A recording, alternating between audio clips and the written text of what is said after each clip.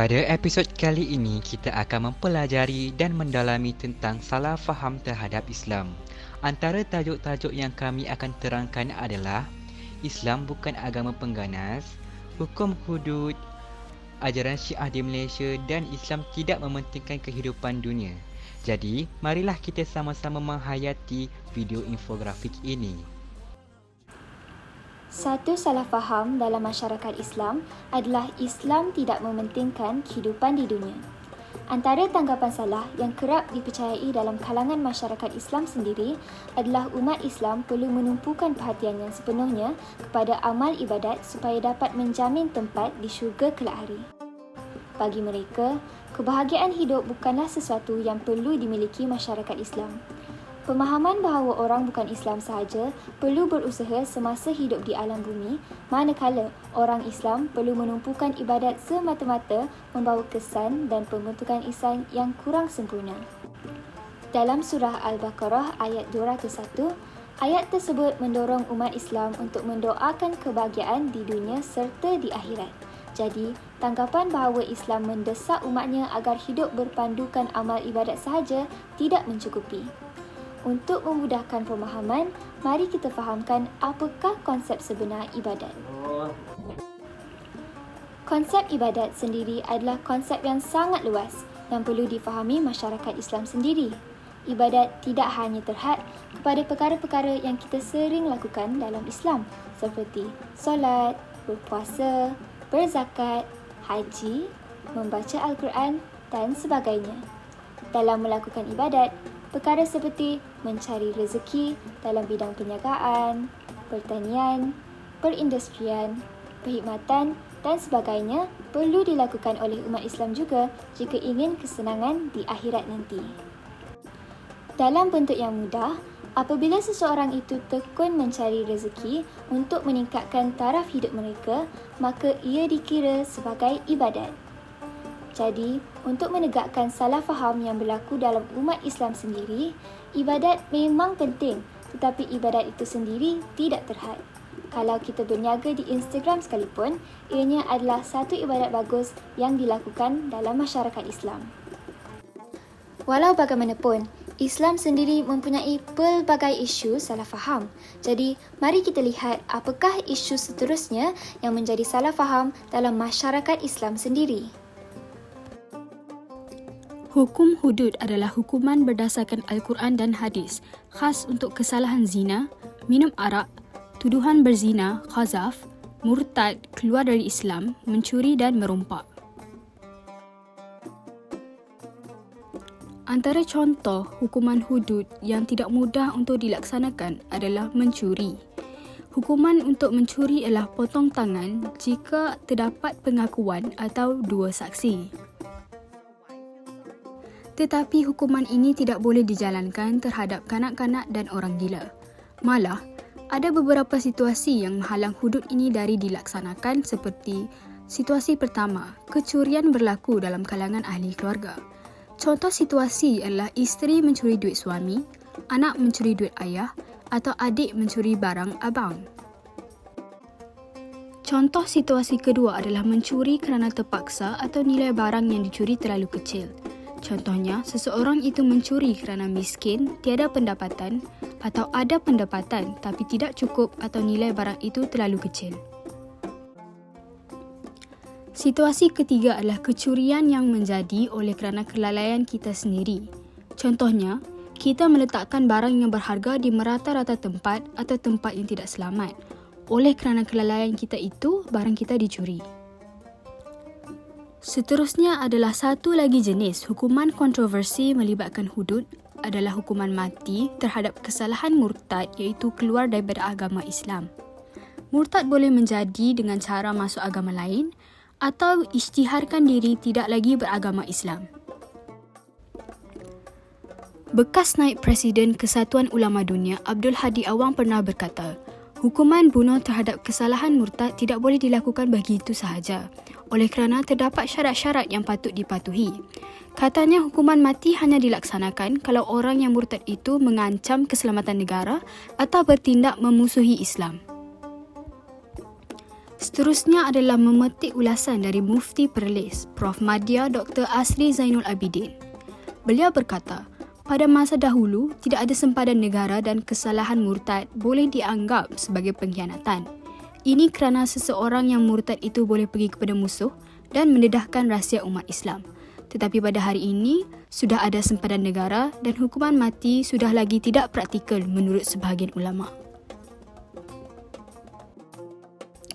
Dr. Taha Jabir Al-Alwani, iaitu pemikir Islam juga, berkongsikan pendapat yang sama. Beliau berkata bahawa terdapat 12 ayat dalam Al-Quran yang membicarakan pasal murtad, tetapi tidak sebut satu pun hukuman duniawi yang patut dikenakan kepada pelaku tersebut. Sebahagian orang bukan Islam yang menetap di negara-negara barat seringkali tersalah faham terhadap orang Islam yang membawa imej Timur Tengah seperti memakai jubah dan menyimpan janggut dengan mengatakan bahawa mereka adalah pengganas militan yang kononnya memperjuangkan agama Islam. Stigma negatif ini terjadi akibat wujudnya kumpulan militan ISIS yang kononnya memperjuangkan jihad di jalan Allah. Ironinya, masih ada segelintir pihak yang percaya dengan perjuangan mereka dan menyertai kumpulan militan tersebut. ISIS atau nama lainnya Daesh telah tertubuh sekitar tahun 2013 dan menjadi sangat kuat dalam masa yang singkat serta mampu merekrut ribuan ahli tentera dari seluruh dunia termasuk di Asia dan Eropah. Perjuangan ISIS dalam menubuhkan Daulah Islamiah yang bertapak di Syria dan Iraq mengambil masa yang lama. Namun, propaganda dan fahaman yang dibawa oleh mereka telah tersebar luas dengan jangka masa yang sangat singkat kerana adanya bantuan daripada teknologi canggih yang digunakan mereka.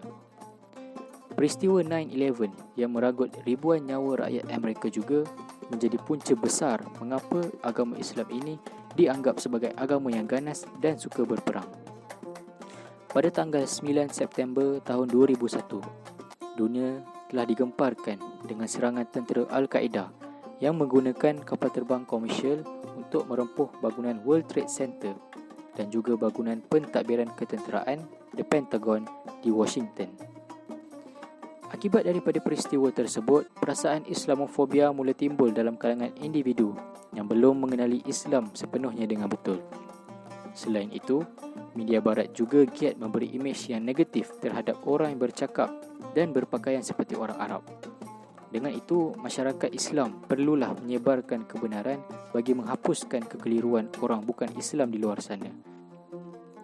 Orang bukan Islam seharusnya memahami bahawa agama Islam tidak pernah mendidik dan tidak pernah menggalakkan keganasan dalam kehidupan.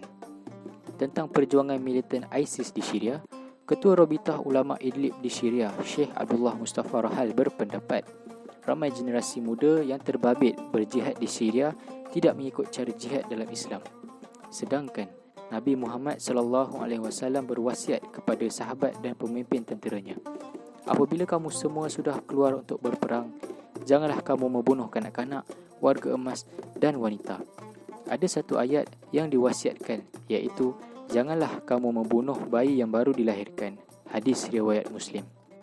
Sesungguhnya, perjuangan militan yang membawa nama Islam untuk kepentingan peribadi dan politik bukanlah jihad yang sebenar. Umat Islam seharusnya memperluaskan makna sebenar jihad agar orang bukan Islam di luar sana tidak memandang agama Islam ini agama yang mengamalkan keganasan. Akhir kalam, berjihadlah di jalan yang benar, dahulukan kewajipan yang patut didahulukan. Janganlah kerana ingin menegakkan agama Islam, agama kita dipandang serong oleh masyarakat di luar sana. Sekian daripada saya, mari kita merungkai perbezaan Islam Sunni dan Syiah.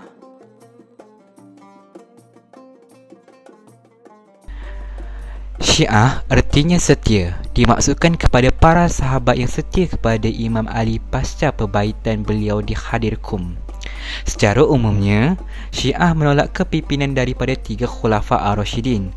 Ahli Sunnah wal Jamaah juga menolak kepimpinan Imam Syiah dalam ajaran Syiah. Aliran Syiah berpecah kepada cabang-cabang kecil. 3 cabang utama pada masa kini mempunyai bilangan pengikut yang besar. Yang paling terkenal dan terbesar ialah golongan Syiah Imam 12 yang merangkumi 90% penduduk di Iran dan sebahagian besar penduduk Iraq. Jabatan Kemajuan Islam Malaysia menegaskan semua ajaran maupun fahaman Syiah di Malaysia adalah menyeleweng daripada pegangan Ahli Sunnah wal Jamaah dan hukum syarak. Ketua Pengarah Datuk Othman Mustafa berkata, sehubungan itu, beliau menafikan sekeras-kerasnya sekiranya ada dakwaan mengatakan terdapat fahaman Syiah yang mempunyai persamaan dengan pegangan Ahli Sunnah wal Jamaah di negara ini. Beliau berkata, berdasarkan kajian JAKIM, dakwah Syiah sebagai sebuah mazhab berasaskan aliran Syiah Imam 12 mula aktif di Malaysia selepas kejayaan Revolusi Iran pada 1979. Jadi, ajaran Syiah yang diamalkan oleh pengikut di Malaysia sehingga kini adalah aliran Imam 12 ini yang bercanggah dengan ajaran Islam. Antara penyelewengan aliran Syiah Imam 12 itu adalah meyakini imam adalah maksum, iaitu terpelihara daripada sebarang dosa, mengkafirkan para sahabat Rasulullah SAW, tidak ada solat Jumaat, mengharuskan jamak solat fardu dalam semua keadaan tanpa sebarang sebab, menghalalkan nikah muta'ah, menolak ijma' ulama', penyanjungan yang keterlaluan kepada Saidina Ali sehingga disamatarafkan oleh Rasulullah, menambah nama Saidina Ali dalam kalimat syahadah selepas nama Nabi Muhammad SAW. Terima kasih kerana menonton video infografik ini. Kami harap anda semua dapat mempelajari sesuatu daripada episod kali ini. Yang baik datang dari Allah, yang buruk datang dari kami. Sekian, wabillahi taufiq wal hidayah. Wassalamualaikum warahmatullahi wabarakatuh.